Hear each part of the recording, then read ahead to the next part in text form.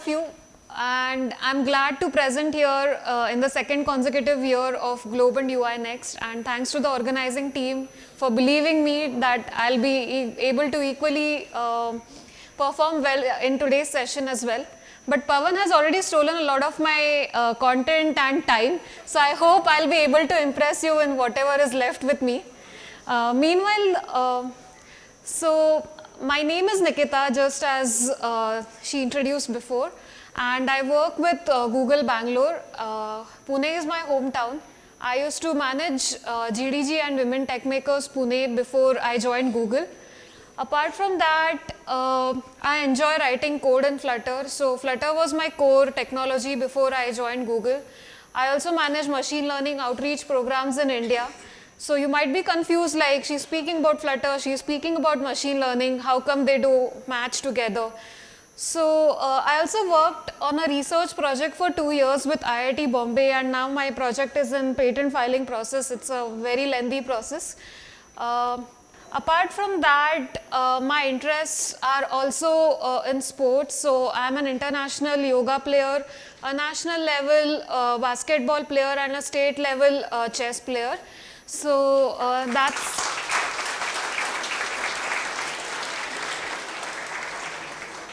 I have been practicing Bharatnatyam for 8 years now. Now I'm doing my diploma in Bharatnatyam.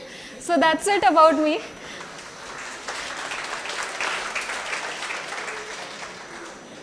All right. Shall I mail it to you and we can present it on the screen?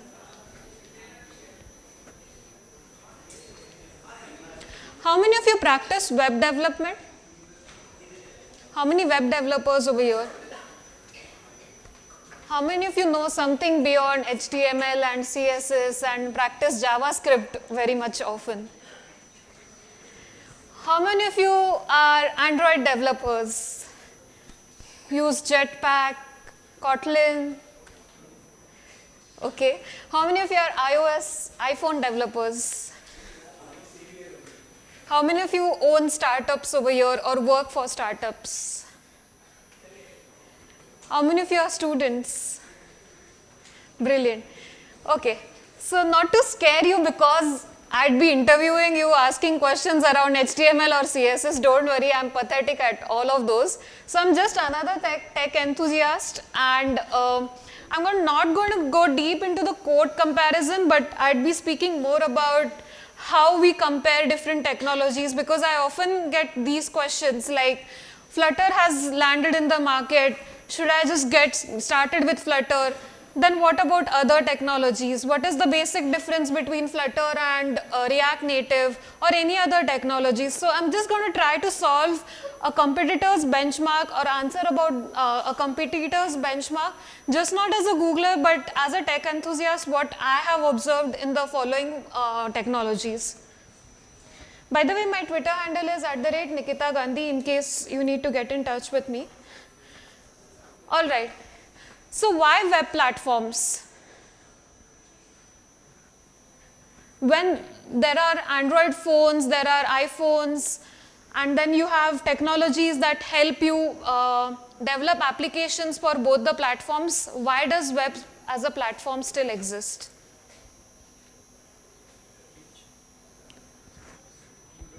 I think web is accessible everywhere, in mobile devices, desktop, so it has a large user base, I guess. Right. Web is accessible from everywhere. That is one answer.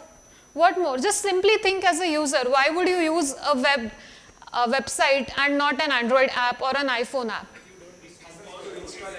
You don't have to install anything. If you want to use an application only once, would you like to install it? No. That's it. So 48% of people cited that a website's design is the #1 factor determining the credibility of a business. So this is not a survey that I did, but this is a survey that I have found from Blue Corona and Adobe. So these are a few statistics that they have provided. And 38% say that they would stop engaging with a website if the content or the layout is unattractive. For example, if you've built a website that does not match the flow of your phone. So say that if your phone is small in size and the font is too big, would you like to interact with that type of website? Or if the colors are very dark, the background color is very dark and the font color is very faint, it becomes difficult for users like us to read, and hence we would quit using such type of applications. And to consume the content on the website, one would rather take only 15 minutes and read the content first. So usually we focus a lot of our time building different fancy designs, beautiful animations, but users are there for the content, right? And we need to think about that factor as a primary source while we are building website. What needs to be there on the website? Pushing random content on the website just to make it full or just making it very brief does not help. You need to be very precise and accurate when you're building web platforms. And when eMarketeer did a survey, only 22% of the marketeers said that they are ahead of curve when it comes to responsive design, while 29% say that they have an average experience level and 4% say that they are hopeless. So, web is such an old technology. I mean, there are so many technologies that help you developing applications for the web, right? But still there are people who find themselves hopeless in this competitive era. Alright, so is design the only thing that you need to think about when you're building websites? Would you only make a fancy website and think that you would be able to get clients for your application? Then what makes it beautiful? So 82% of consumers feel more positive about a company after reading the custom content. So for example, if I'm trying to book tickets on a particular website and I get customized content based on my search results in the past, I would like that, or I would prefer that website more, right? Or if say Amazon.com was displaying all the prices in USD, would you like that? As an Indian buyer or as an Indian user, you would always want the prices to be displayed in rupees only, or your local currency basically. And the time taken to load a website can boost the conversion rate by 74%. So if your website is taking too long to load, what would happen? People are going to quit using your application. They would change, they would find alternative solutions. And slow loading website cost their owners 2.6 billion in losses each year.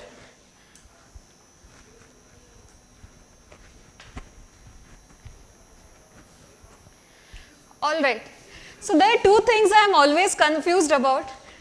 Shaktiman clockwise घूमता है या anti-clockwise? And what is the difference between React Native, Flutter and other web technologies?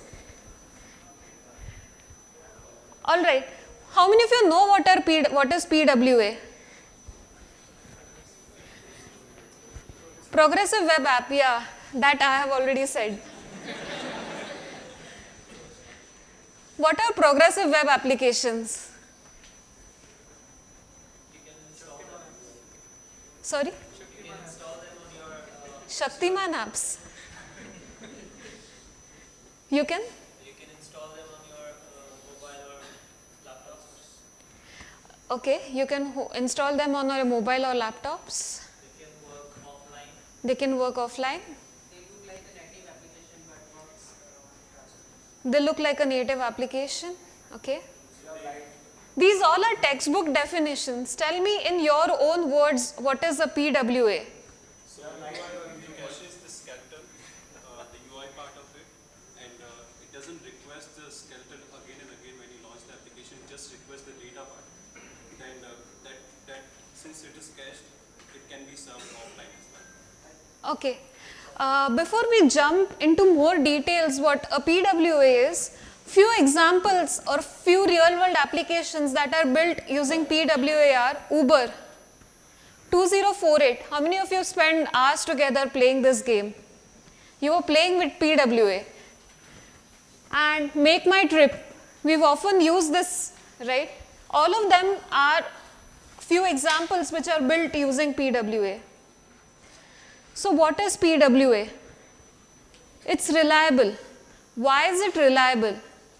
So what PWA essentially does is, when you install an application using PWA, for example, if I install Make My Trip using PWA, it will load all the content, and if I'm offline, I'll still be able to access that content. Do you know why?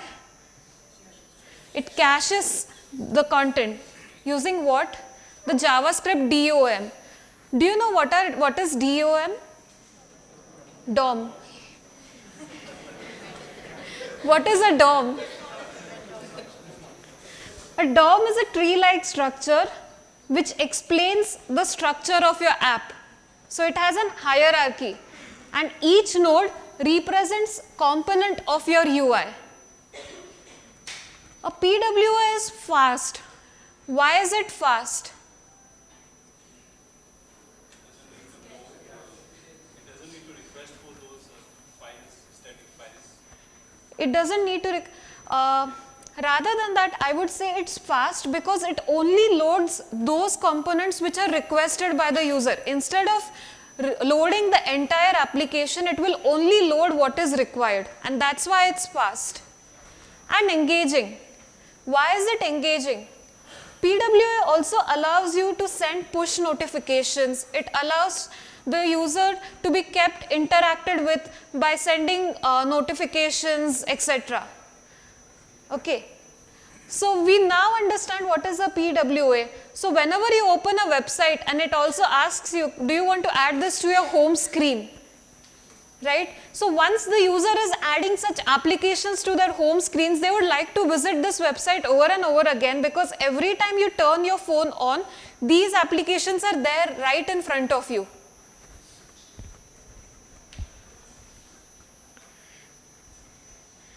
So why would you use a PWA? When do you decide that you also want your application to be in a form of a progressive web app? You have websites already, right? So when would you decide that your application needs to be a PWA as well?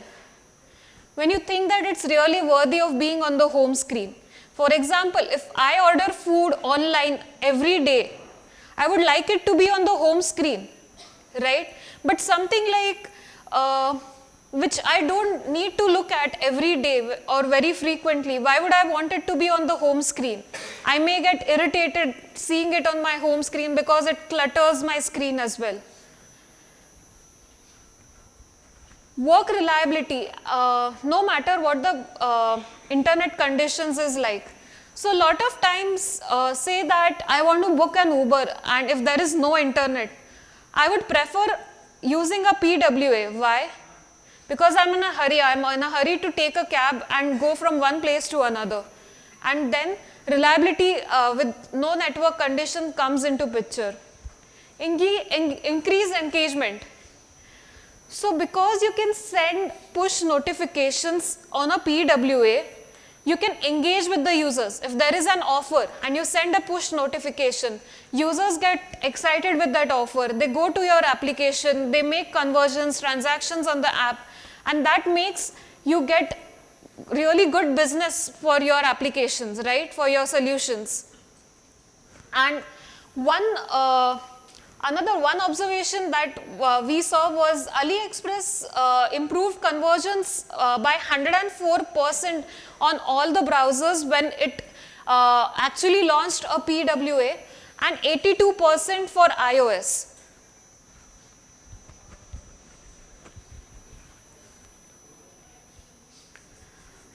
Alright, so we spoke about PWA, but one important thing that I would like to highlight is PWA is not a technology, right? Just like you have Android apps, you have web apps, you have iPhone apps, PWA is another way of launching applications, but it is not a technology. So you don't write code using something called as PWA. So PWA is not like Java or HTML or something that helps you write code. Now let's come to React. How many of you have worked with React before? Okay, so few applications, few popular applications that were built using React: Netflix, Reddit, Facebook, Instagram, obviously. So why did React come into picture?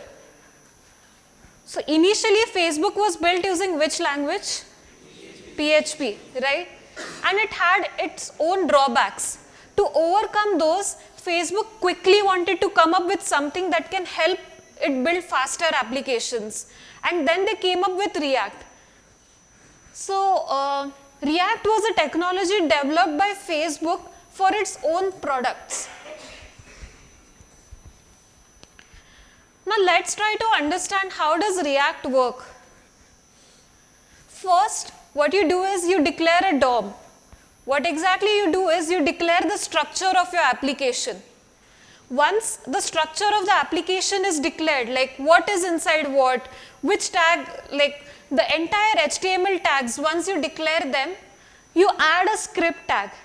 What that script tag essentially does is you tell or you provide the addresses of the resource from where you want all the UI to come from. So you provide a link to the resources so that all the components which are residing in that link, from there you can pull the resources. And then you define the behavior of your application. So just like Pawan said, there are a few inbuilt components, or if say I want to describe a fancy button and I want it to behave in a typical way, I can declare that in a JavaScript file, which is essentially your React component.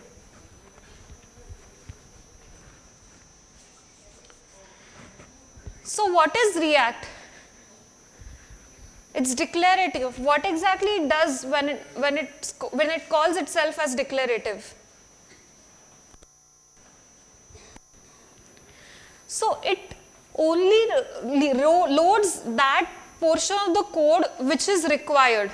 So in your entire application, whatever code is required, it only pulls that code, and that's why it's very easy to declare UI in React. Component based. So there are two types of components. One that helps you with a static interaction, or where the state of the application does not change. For example, a text, it's a static interaction, right? But if I want to add a button, after clicking which the state of the application changes, you can manage both in React. And these components have their own kingdom. So if it is a stateful component, it has defined its own territory and it can behave freely inside that territory. And then there are different territories to which each of the components are connected. So for example, if in a country like India, India is an app and there are different states, right? So each state has its own government, it has its own ruling party, and they define their own rules and regulations. But few rules and regulations are common for the entire country. That's how an application would also behave in React. And because you write blocks of code using React, you can use them anywhere. So you can write the code once and the code is reusable.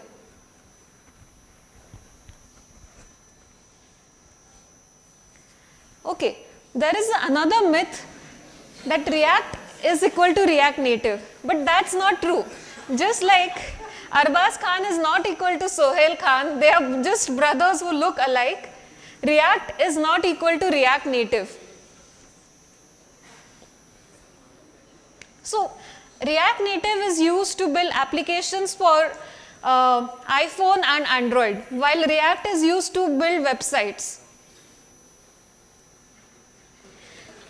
So while there are so many technologies launching in the market, do you think that React is losing its importance?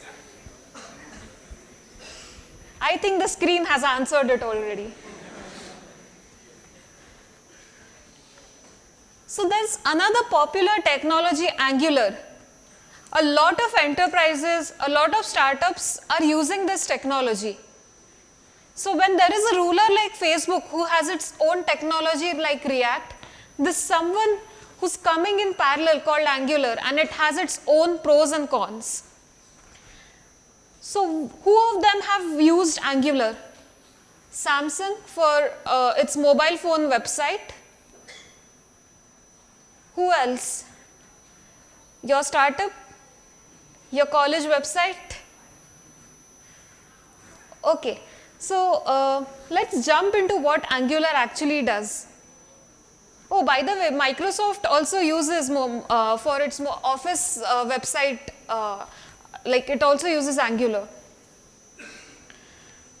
So how does Angular exactly work? Have you worked with Angular, and would you be able to explain how does Angular exactly work?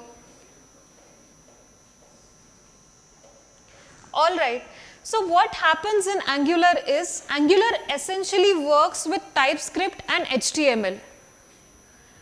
Do you all know what is TypeScript?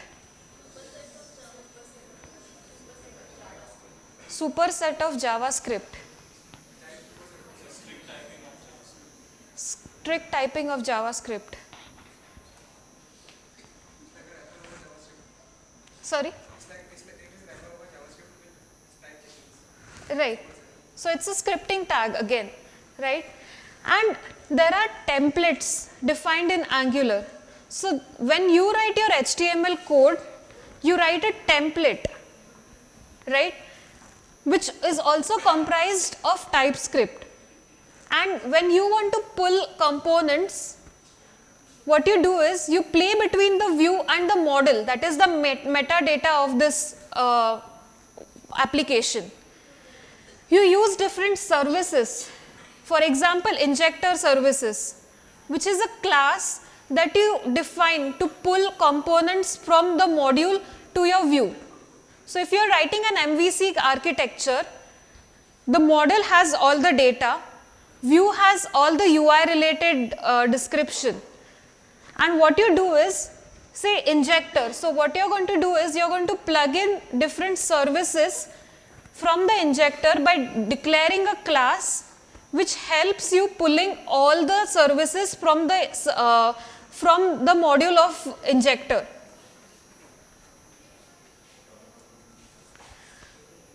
What features Angular has to serve?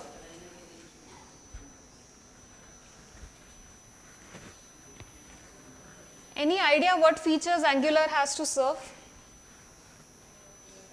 I've purposely kept the third one a bit confusing because I want you to answer what are the features of Angular. Easy loading, lazy loading.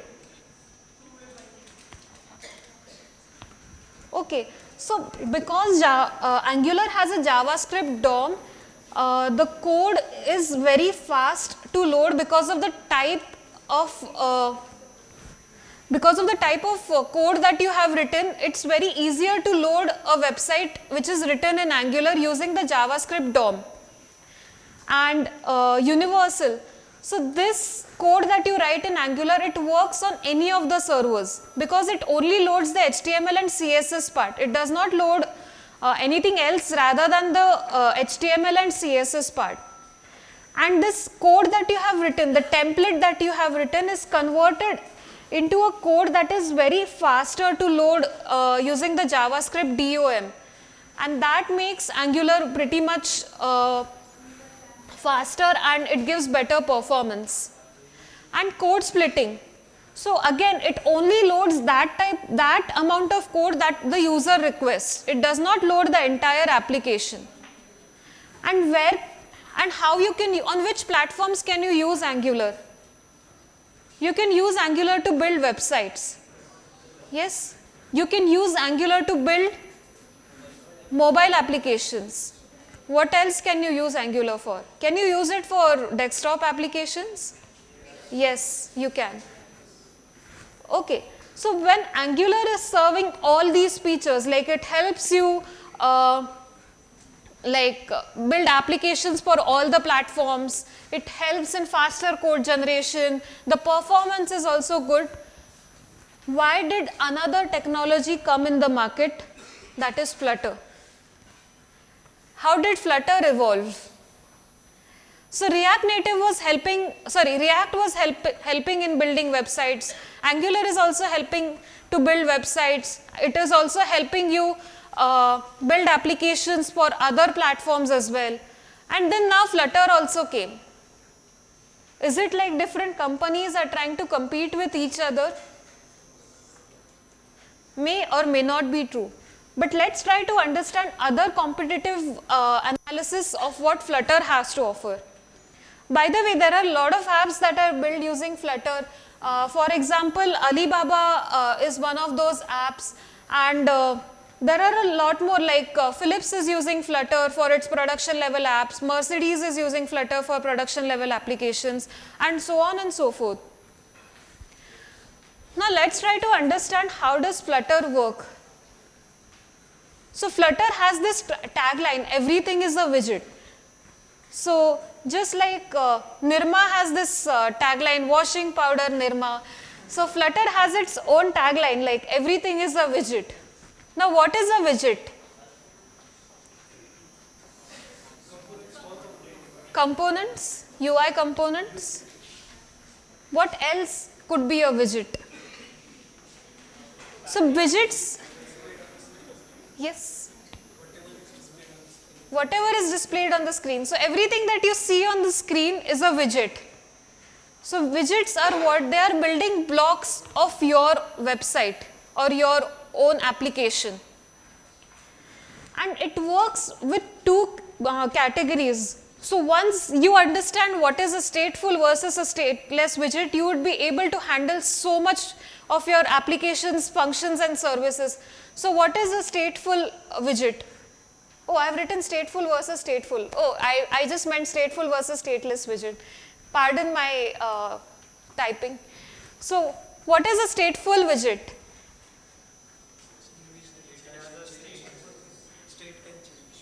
State can change. Where exactly would a state change? So for example, I am trying to book a ride using Uber. When exactly would the state of the application change, and when would the state remain the same? Search button.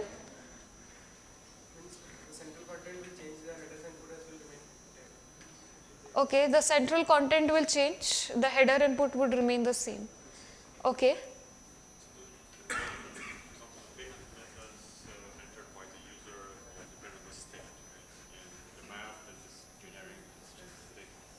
Yes, during the payments, booking a ride from source A to source B, the payment is going to change, the prices are going to change.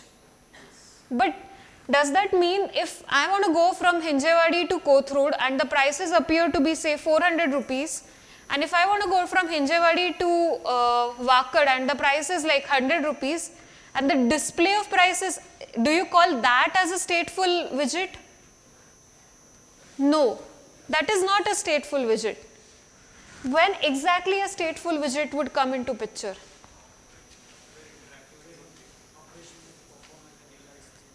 When the data is changing.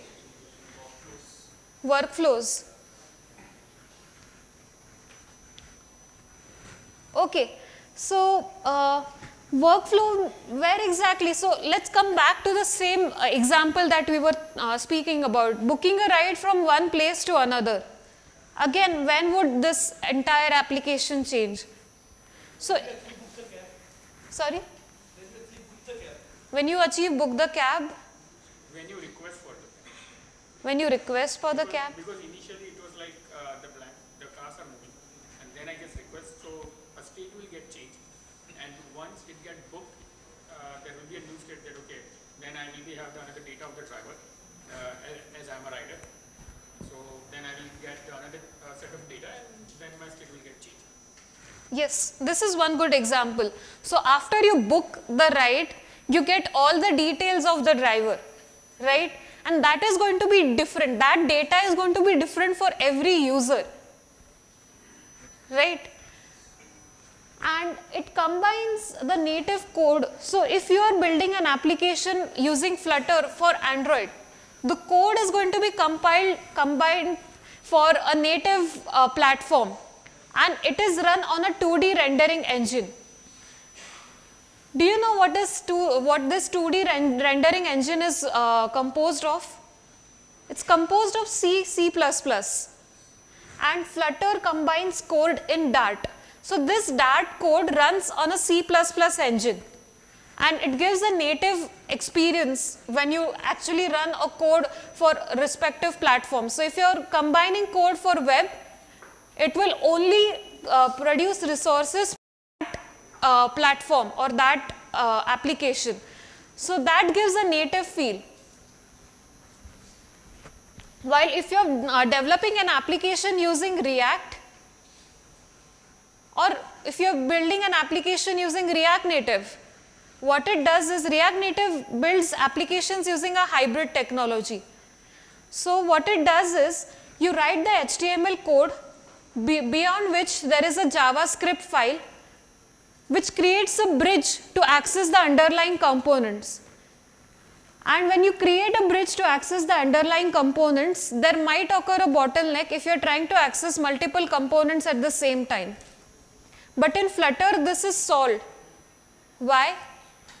Because it directly accesses to the components without making use of a bridge.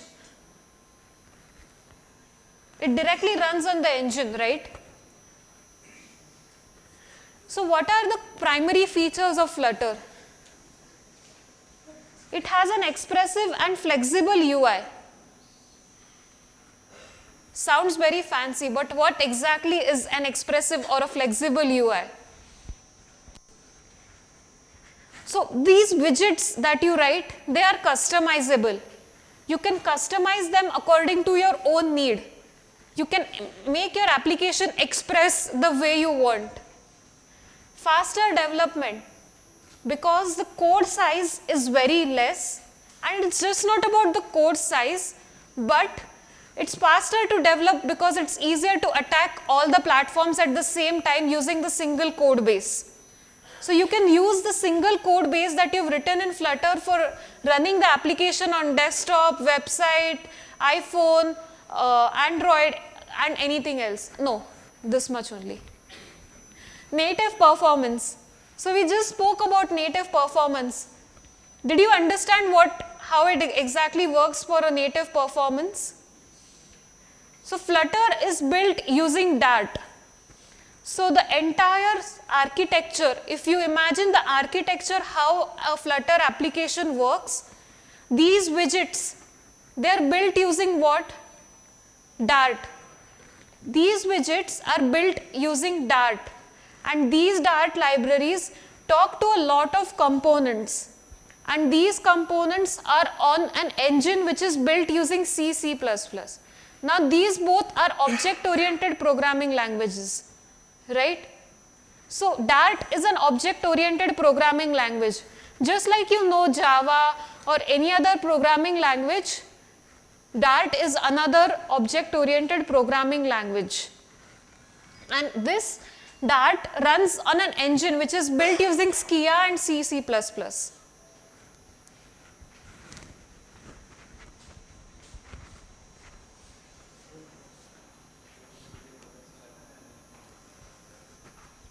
So Flutter has recently launched in the market. And if you haven't tried Flutter before, I'm wearing a Flutter t-shirt and I'm selling this to you.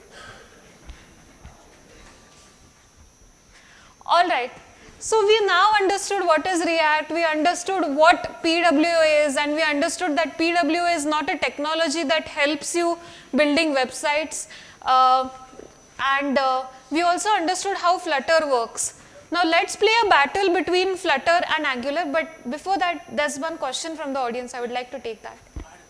Sure. Earlier you said that React is not completely right once you deploy everything.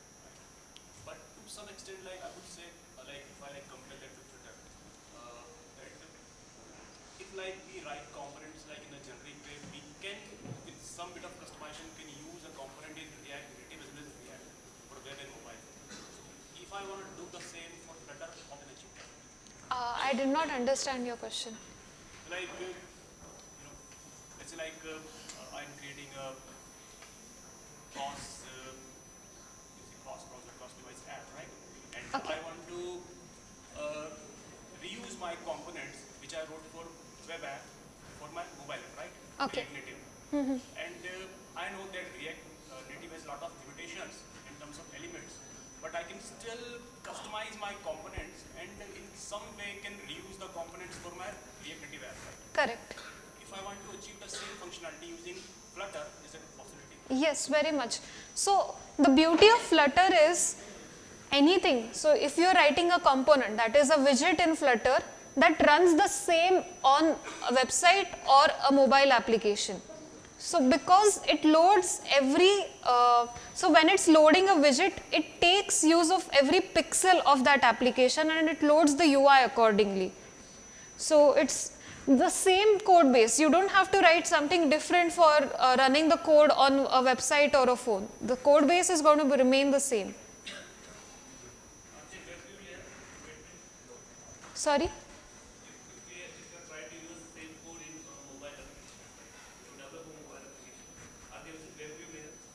No, they don't. So that's what, it combines code for a native platform.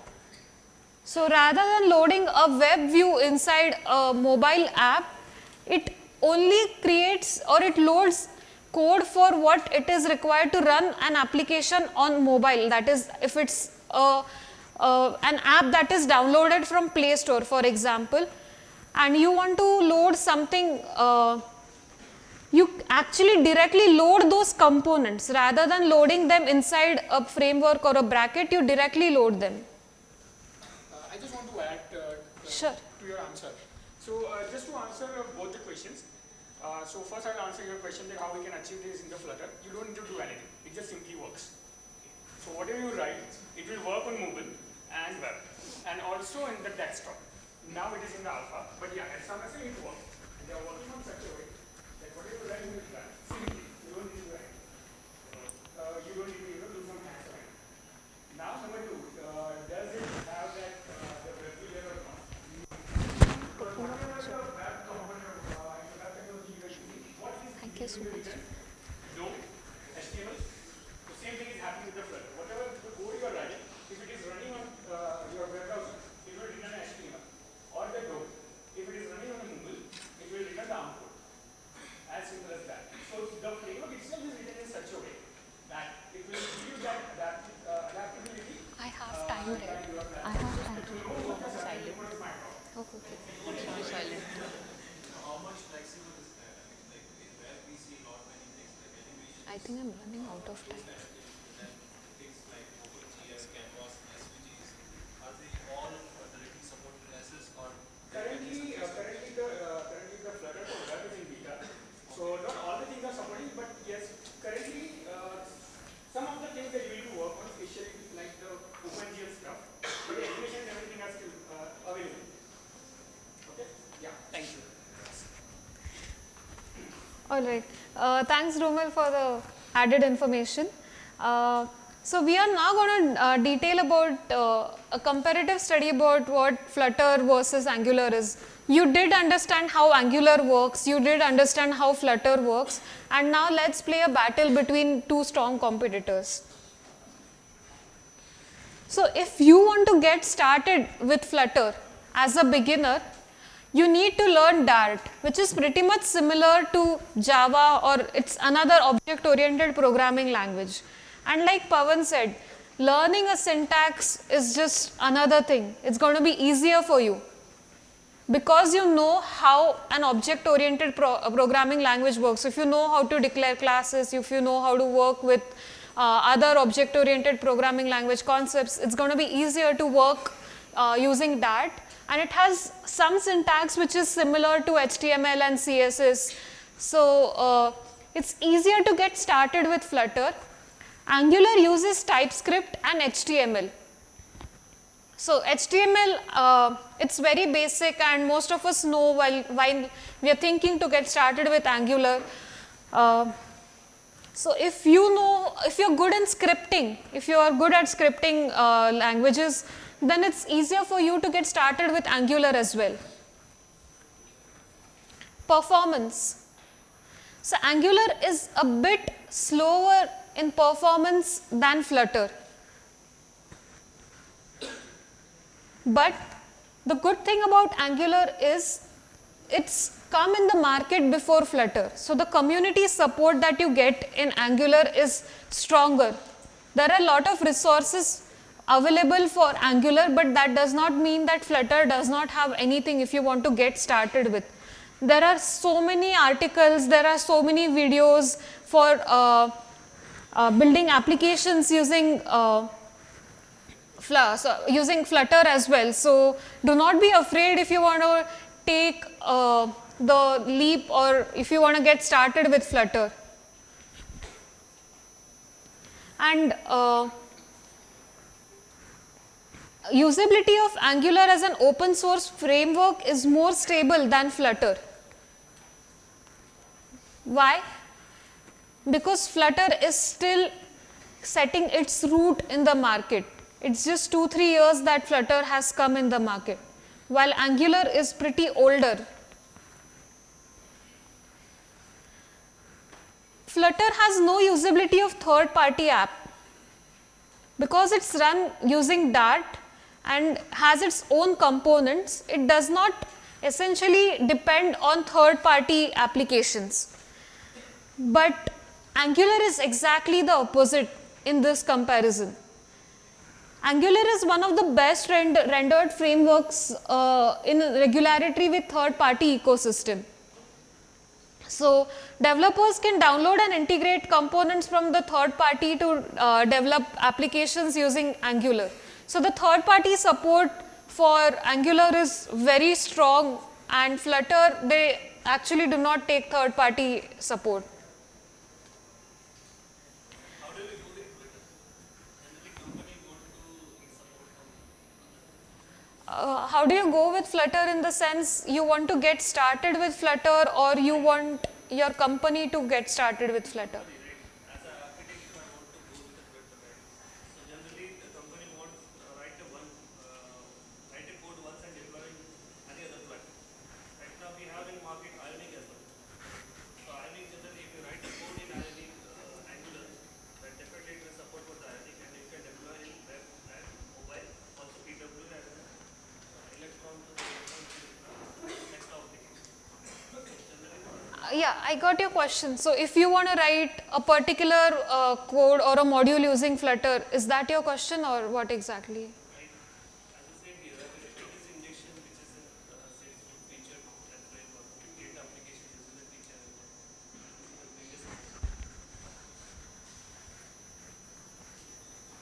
challenge. You asking for a third party integration for Flutter? So what is the exact use case? Like, do you want to add say Ionic to Flutter or something like that? Like, how do you support for the web actually? Consider about the web. Okay, so what exactly in web? Like, do you want a particular module to be written in some other language? Say, you want to write some other module using React Native and then few modules in Flutter. Sorry? First demo somebody shows like we can use React, we can use Vue.js, we can use microservices. He is trying to relate to that concept. See, the first session was on micro frontend. Okay. He explained, how the multiple Java frameworks can be used to build a single application. Then given a relation, I think his question is on similar lines, that whether you can use Flutter and some other. Yes, it is possible to hinge different technologies when you are writing. So if you have written an entire application using XYZ technology and you want to add some modules using Flutter, it's possible. Or if you write an entire website using Flutter and you want to hinge it with some modules in some other technology, even that is possible. But what are the possible challenges and guidelines? It's going to be case by case actually, case by case.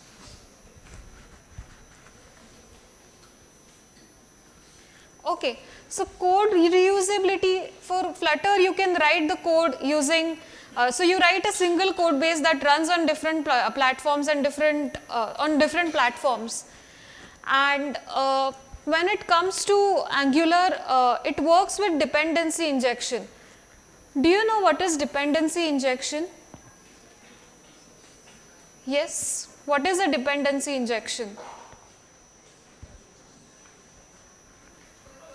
This is one important feature in Angular. What is dependency injection? Sorry?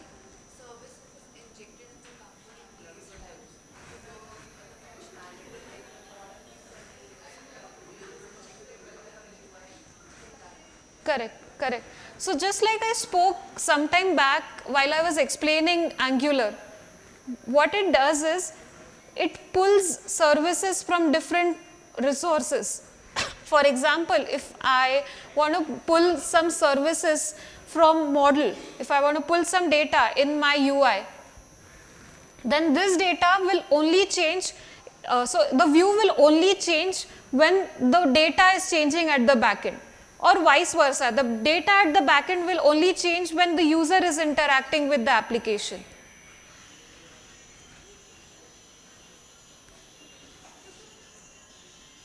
And Flutter it gives you a software development kit. It actually comes with a package that you can use to develop applications. And Angular works as building blocks. So they are bricks using which you construct an entire building or an application. So that's it. It's going to be difficult to say who's going to rule the world, who's going to rule the universe. Everybody has its own pros and cons like we discussed. And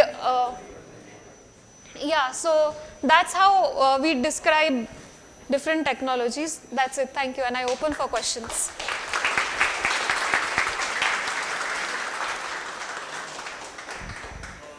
Both Angular and Flutter being from the same hospital. Okay. So isn't Flutter like going to cannibalize, Angular? What is the way forward for Angular? That was what my talk was about. Like every application has its own pros and cons. So Flutter has its own pros and cons. For example, you saw the third-party integration for Flutter. It's different. Or for example, if I am a company where I have most of my developers who know scripting languages better, I would always want them to learn Angular, which will be easier for me to work with. If I want my faster applications to work very fast, I would go with Flutter. If I know that my company has more developers who are well equipped working with object-oriented programming languages, I would want them to work with Flutter. And then there are use cases of the application that you are building as well. So no one is going to kill anyone. Everybody is the boss over here. What about the binary size of the applications when we are using Flutter? Like other JavaScript frameworks like Angular, React Native, Ionic are comparatively lightweight. When we are using inbuilt libraries or we are working in the widgets and SDKs, definitely they give like weight to the binary final application. So initially we used to have like these kind of frameworks like Xamarin, Titanium. Those have the inbuilt, you can say, widget kind of UI components, which are used for the rapid development. But apart from the other cons, major con was like the application size. That's why they are like not going for further. We are moving to Angular, React, and Ionic frameworks. What about Flutter? Flutter is definitely it's a new framework that is just to the market, but what about the size? Yeah. So one thing I forgot to mention in my talk was Flutter for Web is still in beta version. And another thing about Flutter is it's not very heavy when it comes to installing the application on phones. They are like reducing the size. Initially it was too heavy. Now they've come to 4.5 MB for a basic size for mobile applications, but I'm honestly not sure about web applications. Yeah, I'm not talking about the web application, I'm talking about the mobile For application. mobile applications? Mobile applications only, but definitely if you have something ready-made and you are using some SDK, which has Yes, dependencies, then the definitely the size will vary. Like it will have the heavier size. Right. architecture-wise. So the basic, when you load a center widget in a mobile app, the size is 4.5 MB. But it again depends on how many widgets and the different functionalities that your widget is performing. Yeah, that's my question. It's not that heavy. I mean, it's far Compared to better. JavaScript frameworks? It's almost the same. It's neck to neck. I would like to ask, how is the trend around Flutter or developer response you are getting? Why I'm asking because like there were some frameworks earlier which used to have kind of a single code base and it works on all platforms like Accelerator, Titanium Accelerator is one of the example of that, and that was failed. And I think the reason of the failure for that is that when we try to mix up multiple platform in just one single code base, it builds up lots of complexity because things works differently in different platform. At least 30-40% things works differently. So so I would like to know how Flutter is different from that, and what kind of response we are getting. Is it more better than that, or it is reducing that? Got it. Yeah. So Flutter for mobile applications came in a stable release in 2018. And since then, a lot of companies have tried using Flutter for their production level applications using Google itself. And it's working pretty well when it comes to mobile and mobile applications. But with web and desktop, they are still testing. It's still in beta version. So we don't know what use cases it may fail. As of now, we've seen that it's working well with a lot of use cases, but there might come use cases with which it can fail. But Flutter is going to try hard to bring all the offerings into a single service technology. I have a question about this 2D rendering engine. Can you explain a little more in detail how it works and what it produces, and then what is the outcome of that engine? And second part of the question is, okay, once it generates that output, how it can be hosted. If we talk about the web application, right? So if it's a website, I mean, how to host that? Is it a set of JavaScript, or but it's not script? It's not right? JavaScript. So what exactly it is? Okay, if you are okay, we can take this offline because maybe, do we have time or? Yes, you can maybe go ahead with this question. Because it's going to take time, like I have an entire diagram application that I can use to explain. Maybe in the lunch time we can take this question, but I would definitely like to answer this. This is one of my favorite questions, so I'd definitely like to answer. Any specific reason Flutter uses Dart rather than other programming language like Kotlin? Yes. So Flutter is using Dart because it wants to control the way the application functions. Like it wants, it has its own, so like ahead of time, just on time, all these features, it has a control. It can actually customize that based on the application requirement, like how they exactly want Flutter to run. So that is why it acquired Dart first and then started customizing it so that they can have a control on how applications can work using Flutter. So as you mentioned that it is multi-platform, the code you write can be run on any platforms. So how it is more effective than Ionic or React Native? So they all are hybrid technologies. This is giving you native performance. I can explain this to you in the lunch hours maybe. I'm here around, so. One last question maybe. Yeah. So I just mentioned about, it is still not stable. I remember a few months back when we were I remember a few months back when we were trying to decide, what to use, whether to use Flutter or no. We decided not to go for it, after we evaluated everything. And one of the reasons for that was we wanted to integrate variables to our mobile app, right? And then the decision came that we should not go with Flutter. So the use case was if you want to integrate more, variables, with mobile app, you should not go with Variables. Flutter. Variables. Variables, Yeah. okay. So what are the other use cases wherein you should not go with Flutter? Because every time you get to hear why you should use Flutter. Can you tell us use cases when one should not go for Flutter?